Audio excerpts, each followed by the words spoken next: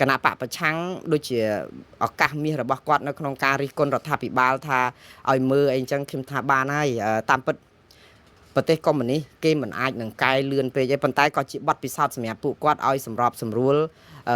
ដូចនេះថាឲ្យមានសិទ្ធិមនុស្សប្រជាធិបតេយ្យឡើងវិញបោះឆ្នោតត្រឹមត្រូវទៅយ៉ាងហោចណាស់បើចាញ់ឲ្យយុត្តិធម៌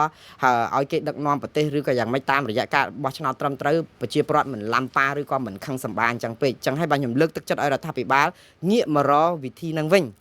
សម្របសម្រួលអញ្ចឹងទៅខ្ញុំជឿថារឿងដែលកើតឡើងដោយនេប៉ាល់ឬក៏ឥណ្ឌូនេស៊ីឬបង់ក្លាដេសអាចខ្មែរយើងកិច្ចផុតបានហើយយើងនឹងរស់នៅសុខសេមខ្សាន្តជាមួយគ្នាទៀតខ្ញុំអត់ចង់ឃើញរឿងនឹងកើតឡើងបងប្អូនយើងបង្ហូរឈាមគ្នាឆ្អែតឆ្អន់ហើយប្រជាពលរដ្ឋខ្មែរឆ្អែតនឹងសង្គ្រាមឲ្យបានហើយមិនត្រូវការមានបង្ហូរឈាមអីទេប៉ុន្តែទាំងអស់នេះគឺទប់បានឬមិនទប់បានអាស្រ័យទៅលើរបៀបដឹកនាំរដ្ឋសប្តាហ៍ឯងឥឡូវយើងនិយាយពីរឿងស្ថានភាពប្រសើរជាងនឹងវិញបងប្អូនយើងនិយាយតឹងផ្អឹសតែម្ដងឥឡូវប្រសើរអីខ្លះហើយនៅព្រំដែនសប្តាហ៍នេះមានភាពរៀងប្រសើរបន្តិចវិញហើយបងប្អូនប្រសើរនៅក្នុងន័យអញ្ចេះនៅថ្ងៃនេះគឺមានកិច្ចជួបជុំមួយដែលយើងហៅថាកិច្ចប្រជុំពិសេសលើកទី1របស់គណៈកម្មាធិការព្រំដែនទូទៅឬហៅកាត់ថា GBC ខ្ញុំថាកិច្ចប្រជុំនេះវាមានសារៈសំខាន់ដែលបងប្អូនគួរឲ្យកត់សម្គាល់ហ្នឹងដោយសារអីការដែលបិទព្រំដែនមកដល់ម៉ោងនេះគឺវាយូរខែដែរហើយផលប៉ះពាល់ហ្នឹងគឺប្រទេសទាំងសងខាងទាំងប្រជាពលរដ្ឋខ្មែរទាំងប្រជាពលរដ្ឋថៃជាពិសេសប្រជាពលរដ្ឋសហគមន៍នៅតំបន់ព្រំដែនតែម្ដងថ្មីនេះគឺមានតំណាងរាស្ត្រថៃដែលនៅក្នុងគណៈបកប្រឆាំងថៃក៏លើកឡើងអំពីការស្នើឲ្យរដ្ឋាភិបាលថ្មីតំណាងរាស្ត្រថៃនេះគឺជាតំណាងរាស្ត្រមកពីគណៈបកប្រជាជនថៃគឺគណៈបកដែលបង្កើតថ្មីជាគណៈបកប្រឆាំងដែលគេបំផ្លាញទៅអនាគតឈ្មោះទៅមុខនោះណាដែលមានកៅអីដល់ទៅ143កៅអីតំណាងរាស្ត្រគេច្រើនណាស់លើសគណៈបកភឿថៃរបស់អ្នកស្រីបៃថងឋានផងហើយដោយសារតែគាត់គ្រប់គ្រងលោកអនុទិនច័ន្ទវីរៈគុលឲ្យធ្វើជានាយករដ្ឋមន្ត្រីហើយគាត់មិនចូលរួមរដ្ឋាភិបាលគាត់នៅធ្វើជាគណៈបកប្រឆាំងមន្ត្រីតំណាងរាស្ត្ររបស់គាត់ស្នើឲ្យរដ្ឋាភិបាលថ្មីនេះធ្វើយ៉ាងណាបើកព្រំដែនខ្មែរថៃឲ្យបានឆាប់តាមដែលអាចធ្វើទៅបានព្រោះអីគាត់បានដឹងថាប្រជាពលរដ្ឋនៅតំបន់ទល់ដែនជាពិសេសថៃនឹងក៏រងផលប៉ះពាល់យ៉ាងសម្បើមដែរខ្ញុំជឿថាខ្មែរនឹងក៏រងប៉ះពាល់ច្រើនដែរបងប្អូនកុំធ្វើពើថាយើងមិនរងផលប៉ះពាល់ការបិទព្រំដែននេះគឺជាការបិទដែលធ្វើឲ្យទុកដង្ហើមទាំងសងខាងយើងទេដែលរងផលប៉ះពាល់ជាងថៃនោះព្រោះថៃគេមានប្រព័ន្ធសេដ្ឋកិច្ចគេរីកចម្រើននឹងគឺវា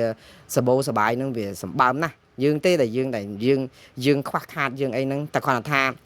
វាផលប៉ះពាល់ទាំងអស់គ្នាយើងមិនចង់ទៅនិយាយលើកតម្កើងគេទម្លាក់ខ្លួនឯងយ៉ាងណាដែរគាត់ថាទទួលស្គាល់ការពិតគឺយើងក៏រងផលប៉ះពាល់យ៉ាងសម្បើមដែរហើយដោយសារតែផលប៉ះពាល់នេះគឺមានតំណាងរាស្ត្រអីចឹងគេស្នើឥឡូវយើងមើលលទ្ធផលនៃកិច្ចប្រជុំថ្ងៃហ្នឹងថាតើមានផលអីអ្នកដែលចូលរួមគឺជាមនុស្សសំខាន់ណាស់នៅក្នុងកិច្ចប្រជុំវិសាមញ្ញនេះបងប្អូនទី1គឺខាងខ្មែរមានលោកទាសីហាដែលជារដ្ឋមន្ត្រីក្រសួងការពារជាតិខ្មែរខាងថៃមានលោកណត្តភងណាផានិចជារដ្ឋមន្ត្រីក្រសួងការពារជាតិថៃដែរលោកណត្តភងណាផានិចនេះគឺជារដ្ឋមន្ត្រីក្រសួងការពារជាតិស្ដីទីកាលពីអ្នកស្រីបៃថងឋានត្រូវគេតំណែងគាត់ព្យួរអញ្ចឹងគឺជាកូតារបស់គណៈបកភឿថៃទេបងប្អូនហេតុអីបានជាក្រុមលោកអនុទិនច័ន្ទវីរៈគុលទុកតំណែងរដ្ឋមន្ត្រីក្រសួងការពារជាតិដែលជាកូតារបស់គណៈបកភឿថៃឲ្យនៅកាន់តំណែងជាកាលមុនស្ដីទីឥឡូវធ្វើជារដ្ឋមន្ត្រីក្រសួងការពារជាតិដោយសារថៃគេមានគោលការណ៍មួយថាគេមិនអាចដូរសេះពាក់កណ្ដាលទីបានទេចង់និយាយថាលោកណត្តភងណាផានិចហ្នឹងគឺបានតាក់ទងសម្រាប់សម្រួលកិច្ចការព្រំដែនជាមួយកម្ពុជាបានច្រើនលើកដែរដូច្នេះគេអត់ចង់ដូរគេអនុញ្ញាតឲ្យគាត់នៅជាឡើងជារដ្ឋមន្ត្រីក្រសួងការពារជាតិបានមកប្រជុំជាមួយលោកទាសីហានៅឯខេត្តកោះកុងលទ្ធផលចំណុចមួយដែលខ្ញុំចង់ជម្រាបជូនបងប្អូនគឺអញ្ចេះខ្ញុំចង់យកចំណុចពីរឿងព្រំដែនហើយនឹងរឿងទាហានខ្មែរទាំង18នាក់ដែលថៃកំពុងតែឃុំខ្លួនណានេះគឺជាខ្ញុំដកស្រង់សេចក្តីប្រកាសព័ត៌មានរបស់លោកទាសីហាស្ដីពីលទ្ធផលនៃកិច្ចប្រជុំពិសេសលើកទី1របស់គណៈកម្មាធិការកិច្ចការព្រំដែន GBC នៅថ្ងៃទី10ខែកញ្ញាឆ្នាំ2025នៅខេត្តកោះកុងបាទអានេះគឺមាន3ទំព័រខ្ញុំមិនអានអស់ទេបងប្អូនខ្ញុំអានតែទំព័រចំណុច1តាក់ទងនឹងរឿងព្រំដែននេះលោកទាសីហានៅក្នុងសេចក្តីថ្លែងប្រកាសព័ត៌មាននិយាយថាជាមួយគ្នានេះដែរអង្គប្រជុំបានសង្កត់ធ្ងន់ទៅលើភាពចាំបាច់ ក្នុងការរកវិធានការជាក់ស្ដែងដើម្បីវិលទៅរកភាពប្រក្រតីឡើងវិញហើយក្នុងនោះក៏បានពិនិត្យលើសំណូមពររបស់ប្រទេសជប៉ុនដែលមានបំណងឲ្យប្រទេសទាំងពីរពិចារណាលើការបើកច្រកទ្វារព្រំដែនមួយចំនួនសម្រាប់ដឹកជញ្ជូនទំនិញចាំបាច់ដើម្បីធានាដល់ខ្សែ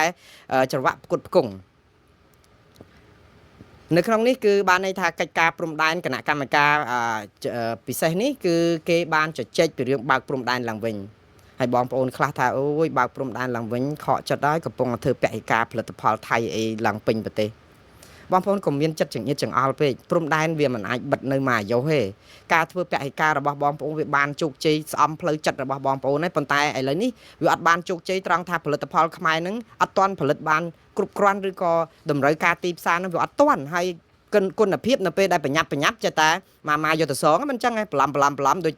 សាប៊ូអីដាក់ទឹកមករៀវក៏ឃ្លោកមកហើយដល់ចឹងទៅធ្វើឲ្យអាគុណភាពហ្នឹងចាប់ផ្ដើមគ្នាឯងចង់គ្រប់គ្រងគ្នាឯងគ្រប់គ្រងអត់បានទៀតដោយសារអីពេលវេលាវាខ្លីពេកយើងអត់បានត្រៀមខ្លួនខ្ញុំបានប្រាប់ឲ្យថាតែយើងធ្វើអីប្រញាប់ពេកគឺវាឆុងកពុបអស់ហើយឥឡូវនេះនៅពេលដែលគេជជែកពីរឿងព្រំដែនបានន័យថាគេនឹងបើកព្រំដែនវិញខ្លះហើយនៅក្នុងខេត្តចន្ទបុរីឬខេត្តត្រាតនេះបើតាមអ្វីដែលគេចែកក៏ប៉ុន្តែបងប្អូនហេតុអីបានជាកិច្ចការបើកព្រំដែនវាទៅជាតាមសំណូមពររបស់ប្រទេសជប៉ុនទៅវិញប្លែកទេបងប្អូនរឿងខ្មែរនិងថៃទៅរកយកតាមសំណូមពរប្រទេសជប៉ុនសុំឲ្យបើកព្រំដែនខ្ញុំសរសើរភាគីខ្មែរនិងថៃនិយាយទៅគឺជាគេហៅថាវិធីការទូតគឺយើងយកមុខរៀងខ្លួនកុំឲ្យថាគេហៅប្រុសប្រកែកស្រីប្រកាន់ណាចឹងបើថៃគេស្នើសុំបើកមុនថៃអន់បើខ្មែរសុំបើកមុនខ្មែរអន់អញ្ចឹងនិយាយទៅគឺយកឈ្នះរៀងខ្លួនណាដូចម៉ែឲ្យឆ្លោះគ្នាអញ្ចឹងយើងអត់ហ៊ាននិយាយរកគ្នាមុនទេតោះកូនអ្នកនិយាយស្នើមកអញ្ចឹងទៅបានម៉ែឲ្យគេចាប់ដើមជលក់មាត់រកគ្នាគេថាមកពីកូននេះអញ្ចឹងម្នាក់នោះសិតតែខ្លាំងរៀងខ្លួនតែណាស់ហើយបងប្អូនមិនខ្វល់ទេទៅយកជប៉ុនយកប្រទេសយៈណាមកជាលេសអីក៏យកទៅគេដឹងហើយរឿងអ្នកទាំងពីរហ្នឹងគឺចង់ព្រំដែនវាត្រូវតែបើកហើយវាមិនដែលបិទចិត្តឈឹងអញ្ចឹងទេដាច់ខ្យល់ងាប់ហើយយើងឯណាទៅព្រំដែនបិទចិត្តឈឹងអញ្ចឹងតំណែងតំណងពាណិជ្ជកម្មភ្ញៀវទេសចរស្អីជាមួយគ្នាហ្នឹងបិទចិត្តឈឹងអញ្ចឹងម្ដងអញ្ចឹងម៉េចឥឡូវគឺគាត់យកជប៉ុនជាលេសប៉ុន្តែលោកណាត់តាភុងណាភិនិចហ្នឹងក៏សម្បើមដែរណាគាត់ប្រាប់កាសែត Thai The Nation គាត់ថាថៃអត់មានបានមកស្នើសុំបើកព្រំដែនឡើងវិញទេនេះដោយសារតែសំណូមពររបស់ជប៉ុនហើយដល់ខ្មែរក៏ថាអញ្ចឹងដែរដោយសារតែសំណូមពរប្រទេសជប៉ុនទេនេះតែលោកណាត់តាភុងណាភិនិចទៅថាចេះអត់បានស្នើសុំបើកព្រំដែនទេគឺដោយសារតែមានប្រទេសទី3សុំបើកច្រកដឹកជញ្ជូនទំនិញគឺថៃក៏ព្រមព្រៀងតាមនោះដែរតាមប្រទេសទី3នេះគឺប្រទេសជប៉ុននឹងឯងអនុញ្ញាតឲ្យដឹកជញ្ជូនព្រំដែនក្នុងខេត្តចន្ទបុរីនិងត្រាតដោយសំណើពីប្រទេសជប៉ុននេះលោកបញ្ជាក់ថាច្រកព្រំដែននេះគឺឲ្យទំនិញឆ្លងកាត់ប៉ុណ្ណោះមិនអនុញ្ញាតឲ្យមនុស្សឆ្លងកាត់ទេដំបូងឲ្យទំនិញឆ្លងកាត់សិនហើយបើតាមលោកណាត់តាភុងហ្នឹងក៏និយាយថាប្រទេសទី3ហ្នឹងគេត្អូញត្អែថារដ្ឋាភិបាលទាំងពីរហ្នឹងអត់ព្រមបើកព្រំដែនវាធ្វើឲ្យរាំងស្ទះដល់ទំនិញរបស់គេដែរទំនិញរបស់គេឆ្លងកាត់តាមប្រទេសថៃជប៉ុនហេតុអីបានចូលតាមប្រទេសថៃហើយមិនព្រមដឹកត្រង់មកខ្មែរតាមយន្តហោះអីទៅឬក៏យ៉ាងម៉េចឬក៏អាចដែរប្រព័ន្ធដឹកជញ្ជូនអាចមកពីជប៉ុនតាមដីគោកវាសមហេតុសមផលដែរអាចចូលតាមថៃក៏ថាបានដែរលោកថាអញ្ចេះវិញលោកណាត់តភុងថាបើមតិសាធារណជនទូទៅយល់ព្រមឲ្យបើកគាត់បើកប៉ុន្តែបើប្រទេសមតិទូទៅយល់ថាអត់បើកក៏អត់បើកវិញដែរណាវាទៅចេះវិញតែដំបូងគាត់ថាឲ្យឡានដឹកទំនិញពី3គ្រឿងឯងក្នុងមួយថ្ងៃបើថាបើមានការយល់ស្របអាចឡើងដល់30គ្រឿងក្នុងមួយថ្ងៃអត់ទាន់ឲ្យមនុស្សចូលឲ្យឡានដឹកទំនិញសិនបាទស្អីក៏បានដែរដឹកខ្ញុំមិនសូវខ្វល់ដែរឲ្យតែបើកព្រំដែនឡើងវិញទៅក៏ជួយប៉ុន្តែបងប្អូនរឿងដែលលោកណាត់តភុងនិយាយនេះណាត្រូវគ្នាជាមួយខ្មែរនេះណាមានសួរយោធាថៃទេព្រោះរាល់ដងរឿងកិច្ចការព្រំដែនហ្នឹងថៃនិយាយរដ្ឋាភិបាលនិយាយនិយាយទៅយោធាថាបិទយោធាថាបើកដូច្នេះឥឡូវកំពុងតែនិយាយមកហ្នឹងគឺនាំគ្នារដ្ឋាភិបាលនិងរដ្ឋាភិបាលគេថាអូរដ្ឋាភិបាលថៃទៅបើកថ្មី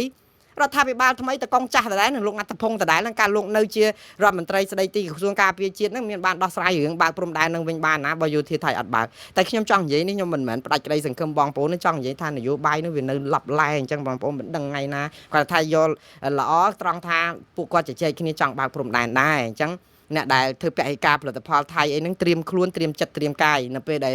ផលិតផលគេដឹកទំនិញហ្នឹងមកសម្ញែងពេញហ្នឹងមកចាប់ផ្ដើមតើយើងត្រូវប្រើផលិតផលខ្មែរឬក៏ប្រើផលិតផលគេមានសិទ្ធិមិនប្រើផលិតផលគេក៏បានដែរបងប្អូនគាត់ថាសំខាន់តើយើងមានផលិតផលខ្លួនឯងនឹងផលិតទាន់គ្រប់គ្រាន់នៅក្នុងពេលដែលផលិតផលគេសម្រុកមកអត់តើគេយកមកហើយចាំមើល ទីផ្សារគេនឹងលក់បញ្ចុះតម្លៃវាបានប្រយោជន៍ដល់បងប្អូនដែលប្រើផលិតផលថៃឡើងវិញណាប៉ុន្តែបងប្អូននឹងថ្នាក់ចិត្តថាថោកមែនប៉ុន្តែបោះផលិតផលគេចុះតម្លៃមែនតែថៃយើងធ្វើពាក់ឯកាយើងមិនអាចទិញមកជីវភាពយើងខ្វះខាតហើយគេលក់មួយថៃមួយឧទាហរណ៍ហើយរបស់ធ្លាប់ប្រើ30-40ឆ្នាំតែបងប្អូននឹងទប់បានអត់ខ្ញុំចាំមើលដែរហើយបើបងប្អូនធ្វើចិត្តបានខ្ញុំសូមសរសើរដោយស្មោះតែយ៉ាងណាបងប្អូននយោបាយគេដើរលឿនណាបងប្អូនជាឧបករណ៍នយោបាយយើងទៅអត់ទាន់គេតិចទៀតយើងដាច់ពុះស្លាប់ដោយសារតែយើងតាំងចិត្តពាក់ឯកាហ្នឹងហើយខ្ញុំម្ដងទៀតខ្ញុំនៅគ្រប់គ្រងផលិតផលខ្មែរផ្កាត់មុខដូចគ្នាប៉ុន្តែអាការធ្វើពាក់ឯកាដែលយើងអត់បានត្រៀមខ្លួននេះអត់ជោគជ័យទេបងប្អូនយើងត្រូវត្រៀមខ្លួនឲ្យរឹងមាំសិនកុំចាក់ទឹកពីងចោលអត់ទាន់មានភ្លៀងនៅពេលដែលចាក់ចោលអស់ភ្លៀងក៏អត់ភ្លៀងយើងច្បាស់ជាអត់ទឹកប្រើហើយចំណុចទី2នៅក្នុងណែសេចក្តីប្រកាសព័ត៌មានរបស់លោកទាសីហាហ្នឹងគឺនិយាយអំពីទាហានខ្មែរទាំង18នាក់ទាហានខ្មែរទាំង18នាក់នេះតើពួកគាត់បានជជែកអីគេខ្លះសូមអធិស្ឋានលឿនពេកខ្ញុំព្រិនឯកសារមក20ទំព័រជាងមើលមិនទាន់ទេព្រោះសង្ខេបក៏តែមិនទាន់ដែរតែបាននិយាយទៅនៅក្នុងការជជែកនេះគឺពួកគាត់ពិតជាបានជជែករកវិធីធ្វើយ៉ាងម៉េចឲ្យទាហានទាំង18នាក់នេះដែលថៃនេះក្នុងដាក់ថាអញ្ចេះក្នុងស្មារតីបង្កើនជំនឿទុកចិត្តនិងភាពជឿជាក់ទៅវិញទៅមកព្រមទាំងការបដិញ្ញាចិត្តនៅក្នុងការធ្វើឲ្យប្រសើរឡើងនៃទំនាក់ទំនងអង្គប្រជុំក៏បានពិភាក្សាករណីទាហានដែលត្រូវបានចាប់ខ្លួនឆ្ពោះទៅរកការដោះលែងឲ្យបានឆាប់រហ័សតាមដែលអាចធ្វើទៅបានក្នុងពេលវេលាសមស្របណាមួយដោយផ្អែកលើមូលដ្ឋានមនុស្សធម៌និងស្របតាមមាត្រា118នៃអនុសញ្ញាក្រុងហ្សឺណែវទី3ឆ្នាំ1949និងវិធានទី128A នៃច្បាប់ទំនៀមទម្លាប់មនុស្សធម៌អន្តរជាតិលោកទាសីហាគ្រាន់តែសង្ឃឹមថានឹងអាចធ្វើទៅបានតាមពេលវេលាសមស្របណាមួយបងប្អូនអានេះវាជាភាសាការទូតទេអញ្ចឹងយើងមិនដឹងថ្ងៃណាទេប៉ុន្តែអ្វីដែលយើងដឹងពីសុខទុក្ខរបស់បងប្អូនទាហាន18នាក់ហ្នឹងយ៉ាងម៉េចទៅហើយបងប្អូនគឺយើងដឹងពីលើពីតាមមាត់ព្រៀបមាត់សេកឬក៏សេកសារិកាទេព្រោះអីនៅក្នុងពីម្សិលមិញនេះគឺមានតំណាងឲ្យគណៈកម្មាធិការកាកបាទក្រហមអន្តរជាតិលោកយើកមុនតានីលោកយើកមុនតានីនេះគឺជាអ្នកតំណាងឲ្យកាកបាទក្រហមអន្តរជាតិនៅឯប្រទេសថៃហ្នឹងគាត់បានមកជួបខាងលោករដ្ឋតារារដ្ឋដែលជារដ្ឋលេខាធិការក្រសួងការពារជាតិនៅទីស្តីការក្រសួងការពារជាតិហើយតាមរយៈលោកយើកមុនតានីហ្នឹងគឺគាត់បាននិយាយថាអញ្ចេះថាសុខភាពរបស់ទាហានខ្មែរទាំង18នាក់ហ្នឹងគឺនៅល្អទាំងអស់គ្នាហើយមានសុវត្ថិភាពទេបានតែប៉ុណ្្នឹងបងប្អូនប៉ុន្តែរឿងរូបថតរូបអីពួកគាត់ថាអត់អាចយកមកបង្ហាញបានទេវាខុសច្បាប់អន្តរជាតិច្បាប់មនុស្សធម៌ឯណាប៉ុន្តែលោកណែមុនតានីហ្នឹងគាត់បញ្យល់ប្រាប់លោកតារារដ្ឋខាងភាគីកម្ពុជាថាយ៉ាងហោចណាស់ក៏ក្រុមការងារកាកបាទក្រហមអន្តរជាតិនឹងបកគលសារដំណឹងគ្រួសារដែលខាងកាកបាទក្រហមកម្ពុជាទទួលបានពីភរិយានិងបងប្អូននិងកូនរបស់ទាហានទាំង18នាក់ដើម្បីឲ្យដូចថាផ្ញើសារទៅវិញទៅមកប៉ុន្តែសារនោះគឺជាសារសម្ងាត់របស់ក្រុមគ្រួសារមិនមានអ្នកណាអាចបើកមើលបានទេអញ្ចឹងខាងគណៈកម្មការតំណាងកាកបាទក្រហមអន្តរជាតិនេះក៏មិនដឹងដែរគ្រាន់តែថាដឹងថាពួកគាត់បានផ្ញើសារសួរសុខទុក្ខគ្នាបានដែរបាទនេះក៏ជាដំណឹងល្អដែរសម្រាប់ខ្ញុំជឿថាមកមានការជជែកគ្នានៅក្នុងគណៈកម្មការចំពោះទូទៅ GBC អីថ្ងៃមិញទៀតរវាងលោកទាសីហានិងលោកណាត់តផុងទៀតដូច្នេះសង្ឃឹមថាបងប្អូនទាំងនោះនឹងបានត្រូវដោះលែងមកវិញឆាប់តាមតែអាចធ្វើទៅបានប៉ុន្តែអានេះជារឿងរដ្ឋាភិបាលទេបងប្អូនបើយោធាថៃនៅតែចាត់ទុកថាទាហានខ្មែរហ្នឹងគឺអត់ដោះលែងទេព្រោះអីខ្មែរនៅបំពេញកិច្ចការឈប់បាញ់អីហ្នឹងទៅដកបលាលួសគេចេញ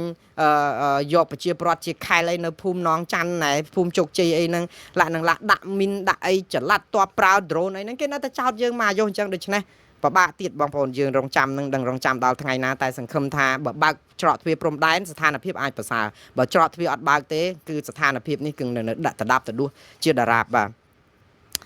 ហើយហេតុផលអញ្ចឹងហើយបានយើងដឹងថាខ្មែរយើងអត់ប្តឹងទៅតុលាការយុត្តិធម៌អន្តរជាតិហ្នឹងអាចនៅក្នុងលក្ខណៈថាចង់អូសកាឡាអញ្ចឹងតិចទៅស្អំចិត្តថៃតិចទៅគឺកុំឲ្យធ្វើទុកបុកម្នេញទាហានយើងផងឬក៏អីអញ្ចឹងដូច្នេះរឿងហ្នឹងគឺយើងចាំតាមដានតទៅទៀតដែរបងប្អូនឥឡូវព័ត៌មានពីចុងក្រោយគឺតាក់ទងនឹងរឿងថៃដដែលលោកថាក់ស៊ីនបងប្អូនថាខ្ញុំមិនចង់ផ្សាយគាត់ទេប៉ុន្តែលោកថាក់ស៊ីននេះនឹងមិនអាចរលុបចេញពីនយោបាយកម្ពុជាបានទេព្រោះអីយើងបានចាប់ផ្ដើម ផ្សារភ្ជាប់លោកដៃកប់ជ្រៅនៅក្នុងនយោបាយថៃរឿងតកូលថាក់ស៊ីនហ្នឹងហើយដោយសារតែលោកហ៊ុនសែនបញ្ចេញខ្សែអត្តបែកធ្លាយហ្នឹងហើយដែលធ្វើឲ្យគ្រួសារតកូលថាក់ស៊ីនហ្នឹងស្ថិតនៅក្នុងស្ថានភាពដប់ដួសមែនតើដូច្នេះនៅក្នុងនេះគឺយប់មិញនេះគឺជាយប់ដំបូងដែលលោកថាក់ស៊ីនបានជាប់ពន្ធនាគារតាមសារព័ត៌មានរបស់ថៃគ្រប់ប៉ុស្តិ៍បានផ្សព្វផ្សាយមកថាមន្ត្រីពន្ធនាគារប្រាប់មកថាលោកថាក់ស៊ីនបានទទួលទានដំណេកលងលក់ស្កប់ស្កល់ធម្មតាហើយសម្របខ្លួនទៅតាមអាហាររបស់ពន្ធនាគារដោយអ្នកទោសធម្មតាដែរដោយលោកសហការជាមួយនឹងឆ្មាំគុកឆ្មាំអីហ្នឹងដូច្នេះมันមានបញ្ហាអីដែលលំបាកតដៃឬក៏អីទេលោកអាចសម្របខ្លួនជាសេដ្ឋីចូលទៅក្នុងគុកហើយព្រមទទួលយកលក្ខខណ្ឌដូចអ្នកទោសដទៃទៀតបាទហើយសម្រាប់លក្ខខណ្ឌគុកគេជាទូទៅមួយសប្តាហ៍គេអនុញ្ញាតឲ្យគ្រួសារទៅសួរសុខទុក្ខម្ដងដូច្នេះទៅចូលថ្មីអញ្ចឹងប្រហែលជាមួយអាទិត្យបានអាចក្រុមគ្រួសារគាត់ទៅសួរសុខទុក្ខគាត់បានប៉ុន្តែឥឡូវនេះមានសារមួយពីអ្នកទោសមនសិការដែលធ្លាប់ជាប់ពន្ធនាគារនៅថៃដែរហើយគាត់បានមានសារជាថៃហ្នឹងជាមានសារប្រាប់ទៅលោកថាក់ស៊ីនអញ្ចេះថាការជាប់ពន្ធនាគារដំបងអញ្ចឹងរៀងលំបាកតិចទៅហើយព្រោះអត់អាចស៊ាំខ្លួននៅក្នុងពន្ធនាគារអញ្ចឹងណាលោកថាស្នើឲ្យលោកថាក់ស៊ីនហ្នឹងត្រៀមខ្លួនត្រៀមចិត្តត្រៀមកាយរឿងជាច្រើនរឿងទី1លោកឲ្យយោបល់អញ្ចេះថាជាប់គុកអញ្ចឹងស្ថានភាពគឺវារៀងកំសត់បន្តិចហើយព្រោះយើងវាបាត់បង់សេរីភាពប៉ុន្តែអ្នកទោសតែអញ្ចឹងឯងទៅវាបាត់បង់សេរីភាពហើយគាត់ថាអញ្ចេះលោកថាក់ស៊ីនប្រហែលជាជាប់ពន្ធនាគារនឹងមិនយូរទេយ៉ាងយូរ4ខែតែប៉ុណ្្នឹងឯងគាត់ថា4ខែហ្នឹងដោយសារអីចំណងជើងឲ្យមិនបានផ្សាយទាន់តាក់ទងនឹងរឿងការបើកសម្ពោធឲ្យប្រើប្រាស់ពលានយន្តហោះអន្តរជាតិថ្មីនៅឯកណ្ដាលស្ទឹងដែលត្រូវបិទពលានយន្តហោះពោធិ៍ចន្ទង់ជាអចិន្ត្រៃយ៍ស្ថាពរកាលពីថ្ងៃទី9ខែកញ្ញាម្សិលមិញបាទឥឡូវបងប្អូនរឿងទី1ទៅមុនតាក់ទងនឹងរឿងនៅនេប៉ាល់តើហេតុអីបានជាបងប្អូនខ្មែរយើងចាប់អារម្មណ៍រឿងនៅនេប៉ាល់មកម្លេះតើរឿងអីកើតឡើងនៅនេប៉ាល់ដែលយើងជាប្រជាពលរដ្ឋខ្មែរយើងនាំគ្នាឈូឆរដែរតាពិតរឿងឈូឆរនេះសារព័ត៌មាននៅក្នុងស្រុកខ្មែរហ្នឹងគឺផ្សព្វផ្សាយតិចតួចបំផុតស្ទើរតែមិនផ្សាយសោះផងទេព្រោះតែយើងអត់មានប្រព័ន្ធព័ត៌មានឯករាជ្យនិងសេរីបែបនេះគឺប្រព័ន្ធដែលត្ររដ្ឋាភិបាលឬក៏កាន់ជើងគណៈបកកាន់អំណាចជាឃោសនិកអីគេនោះគេមិនហ៊ានផ្សាយទេព្រោះអារឿងទាំងអស់នេះវារសើបដែររសើបយ៉ាងម៉េចចាំខ្ញុំបញ្យល់នៅនេប៉ាល់ថ្ងៃនេះគឺបាតកោដែលជាគេហៅ Gen Z បាទបងប្អូន Gen Z នេះគឺសុទ្ធតែជាក្មេងឈាមរាវក្មេងយុវជនជំនាន់ថ្មីក៏ក្មេងអាយុ20ជាងអីហ្នឹងគឺជាយុវជនជាជំទង់ជាយុវវ័យជានិស្សិតជាសិស្សអីហ្នឹងគឺថារួមគ្នាតវ៉ាយ៉ាងស្រោចរាប់ម៉ឺនអ្នកដែលនាំគ្នាហែក្បួនតវ៉ាតាមដងផ្លូវប្រឆាំងនឹងអំពើពុករលួយរបស់រដ្ឋាភិបាលនេប៉ាល់បងប្អូនរឿងអំពើពុករលួយរបស់រដ្ឋាភិបាលនេប៉ាល់នេះគឺមិនមែនជាការចោទប្រកាន់របស់ប្រជាពលរដ្ឋទេព្រោះអីជារៀងរាល់ឆ្នាំគឺមានរបាយការណ៍សន្ទុះស្ដីអំពីការយល់ឃើញនៃអំពើពុករលួយរបស់ពិភពលោកហ្នឹងគេចេញរាល់ឆ្នាំហើយនេប៉ាល់ហើយប្រទេសកម្ពុជាគឺអត់ខុសគ្នាទេបាតតារាងរហូតតាក់ទងនឹងការយល់ឃើញអំពីអំពើពុករលួយហ្នឹងគឺយើងបានបន្ទុស្តៀងគ្នាប្រហាក់ប្រហែលគ្នាគឺបដំប្រសងនៅបាតតារាងរឿងនេប៉ាល់នេះគឺអញ្ចេះបងប្អូនដំបូងឡើយប្រជាពលរដ្ឋក្មេងៗហ្នឹងគឺមិនពេញចិត្តនឹងអំពើពុករលួយក៏នាំគ្នាតវ៉ាដើម្បីឲ្យរដ្ឋាភិបាលរកវិធីយ៉ាងម៉េចទប់ស្កាត់លុបបំបាត់អំពើពុករលួយចោលការដែលមានអំពើពុករលួយហ្នឹងគឺដោយសារអីដោយសារតែការដឹកនាំរបៀបបកពួកនិយមរបៀបដូចថាកັບកេងខ្សែបកពួកនិយមតែគ្នាឯងកំចាយអ្នកប្រឆាំងអីអញ្ចឹងណានិយាយទៅស្ដាប់ទៅដូចអត់មានខុសគ្នាអីពីស្រុកខ្មែរហ្មងដែរហើយអ្នកមានទ្រព្យហ្នឹងមន្ត្រីក្រាក់ហ្នឹងគឺហ៊ឺហាអួតសម្ញែងអ្នកមានទ្រព្យមានកបោបមានឡានមានអីថ្លៃរៀបការកូនអីហ្នឹងគឺថាវាសម្បើមមែនតើប៉ុន្តែប្រជាពលរដ្ឋនេប៉ាល់ជាទូទៅយុវជនគ្មានការងារធ្វើគ្មានអនាគតហើយរងការធ្វើទុកបុកម្នេញផ្នែកនយោបាយអីមិនអាចចូលរួមនៅក្នុងឆាកនយោបាយបានប្រាក់ខែក៏តិចជីវភាពក៏ខ្វះខាតប៉ុន្តែមើលទៅមន្ត្រីរាជការឬក៏នាយករដ្ឋមន្ត្រីឬក៏តំណាងរាស្ត្រនៅក្នុងគណៈបកកណ្ដាលអំណាចវិញសុទ្ធតែធូធាក្បាលពោះនឹងដូចថាធំមិនមែនទាច់ទឹកឯក្បាលពោះនេះគឺដូចថានៅស្រុកគេ តាមានក្បាលពោះធំគេថាយើងអុកញ៉ាអ្នករស៊ីបានច្រើនអីចឹងទៅសបោហូបចង់និយាយចេះប៉ុន្តែបើនៅស្រុកអាមេរិកវិញក្បាលពោះធំសិនអ្នកមានបញ្ហាដែរដោយសារតែគាត់ទទួលទានអាហារមិនល្អឬក៏អាចថាច្រើនលើសអីចឹងណាប៉ុន្តែខ្ញុំចង់និយាយថាបរិបទវាខុសគ្នាអញ្ចឹងនៅស្រុកអាស៊ីអ្នកណារៀងទលុកទលុនហ្នឹងគេថាគេធូធាអុកញ៉ាឬក៏អ្នកមានហើយព្រោះគេមានហូបចុកគ្រប់គ្រាន់ហើយអ្នកដែលស្គមទៅជាអ្នកខ្វះខាតទៅអត់មានអាហារគ្រប់គ្រាន់ទៅវិញអានេះនិយាយទៅខ្ញុំចង់និយាយពីបរិបទខុសគ្នានៅស្រុកអាមេរិកនេះអ្នកដែលស្គមស្លីមហ្នឹងសិតតែអ្នកមានហើយព្រោះដោយសារតែគេទទួលទានអាហារបន្លែត្រីសាច់អីល្អដែលមិនញ៉ាំ hamburger ឬក៏ Coca-Cola ឬក៏អាហារ junk food ដែលជាអាហារដែលធាត់ណាតែយ៉ាងណាបងប្អូនដោយសារតែប្រជាប្រដ្ឋមិនពេញចិត្តគេក៏នាំគ្នាតវ៉ាពេលដែលគេចាប់ផ្ដើមតវ៉ារដ្ឋាភិបាលដែលដឹកនាំដោយលោក Shama Oli គឺគាត់ចាប់ផ្ដើមបង្ក្រាបនេះដំបូងមិនទាន់បង្ក្រាបការតវ៉ាព្រោះដឹងថាក្រមយុវជននិស្សិតហ្នឹងនឹងនាំគ្នាមកតវ៉ាត្រង់ទ្រាយធំហើយអាចប្រមូលផ្ដុំគ្នាបានបើសិនជារដ្ឋាភិបាលផ្ដាច់ទំនាក់ទំនងគឺដូចជាប្រព័ន្ធទូរស័ព្ទប្រព័ន្ធផ្ញើសារប្រព័ន្ធបណ្ដាញសង្គមមាន Facebook WhatsApp Signal ឬក៏ YouTube ឬក៏ប្រព័ន្ធអីក៏ដោយដែលអាចតាក់ទងក្នុងបណ្ដាញសង្គមបានដែលពួកខាងក្រមបាតកោគេអាចប្រមូលផ្ដុំគ្នាដើម្បីផ្ញើសារកែនមនុស្សឲ្យបានច្រើនហ្នឹងគឺរដ្ឋាភិបាលបិទទាំងអស់ប្រហែលថ្ងៃមុនហ្នឹងគឺបិទទាំងអស់តែម្ដងហើយចេញច្បាប់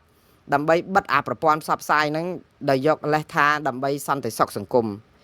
ប៉ុន្តែបងប្អូនវាអាការបិទហ្នឹងវាមានបានប្រយោជន៍ឯណាវាទៅជាការដុតភ្លើងខ្លួនឯងព្រោះប្រជាពលរដ្ឋកំពុងតែមួម៉ៅក្តៅក្រហាយនឹងរឿងអំពើពុករលួយចាក់ស្រេះហើយតែពេលគេនាំគ្នាតវ៉ាយើងបិទមាត់គេមិនអោយតវ៉ាយើងចាប់ផ្ដើមបិទប្រព័ន្ធបណ្ដាញផ្សព្វផ្សាយនឹងទាំងអស់ដើម្បីកុំអោយគេអាចនឹងកែនមនុស្សបានវាទៅធ្វើឲ្យប្រជាពលរដ្ឋខកចិត្តកាន់តែខ្លាំងតវ៉ាកាន់តែសន្ធាប់នៅពេលដែលកក់តវ៉ាកាន់តែសន្ធាប់អាជ្ញាធរទប់ទល់មិនបានចាប់ផ្ដើមប្រើអំពើហិង្សាបាញ់ទៅលើវងបាតកោដំបូងឡើយកាលថ្ងៃច័ន្ទបាញ់ស្លាប់19នាក់ដល់តែពេលថ្ងៃអង្គារថែមស្លាប់2នាក់ទៀតបងប្អូននៅពេលដែលបាញ់ស្លាប់វងបាតកោនឹងដូចរុកសបុកអាម៉ាល់អញ្ចឹងប្រជាពលរដ្ឋកំពុងតែថ្នាក់ជាមួយនឹងអាជ្ញាធរនិងរបៀបដឹកនាំរដ្ឋអត់ព្រមរកដំណោះស្រាយដោយសន្តិវិធីហើយប្រជាពលរដ្ឋក្រេវក្រោតរហូតដល់ដំណាក់កាលគេតវ៉ាឡើងមកពេញផ្លូវហើយយើងទៅបាញ់សម្លាប់ពងបាតកោឲ្យគ្នាក្តៅក្រហាយទៀតដូច្នេះអាកំហឹងនៃការក្តៅក្រហាយទី1គឺក្តៅក្រហាយនឹងការបិទប្រព័ន្ធផ្សព្វផ្សាយទាំងអស់ជាង30បណ្ដាញនៅទីប្រទេសនេប៉ាល់បិទខ្ទេចតែម្ដងដល់អញ្ចឹងទៅប្រជាពលរដ្ឋមួម៉ៅអានឹងផងហើយបាញ់សម្លាប់វងបាតកោស្លាប់អស់22នាក់ផងផ្ទុះឆេះកាលតែម្ដង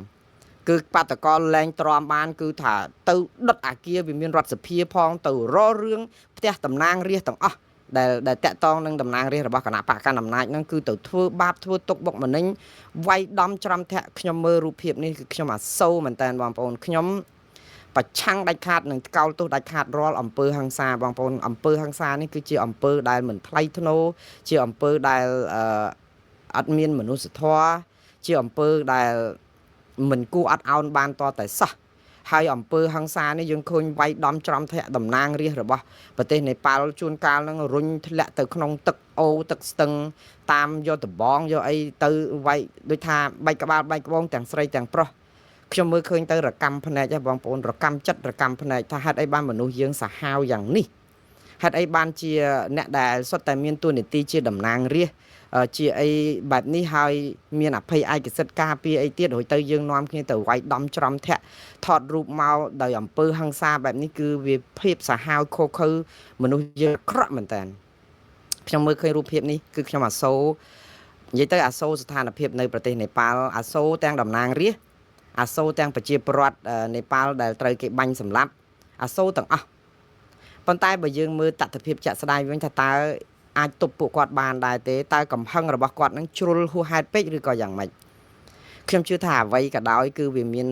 ផ្សែងនឹងវាមានភ្លើងបន្ទើវាមានផ្សែងហេតុអីបានប្រជាពលរដ្ឋនាំគ្នាទប់លែងបានប្រើអំពើហិង្សាដើម្បីដោះស្រាយបញ្ហា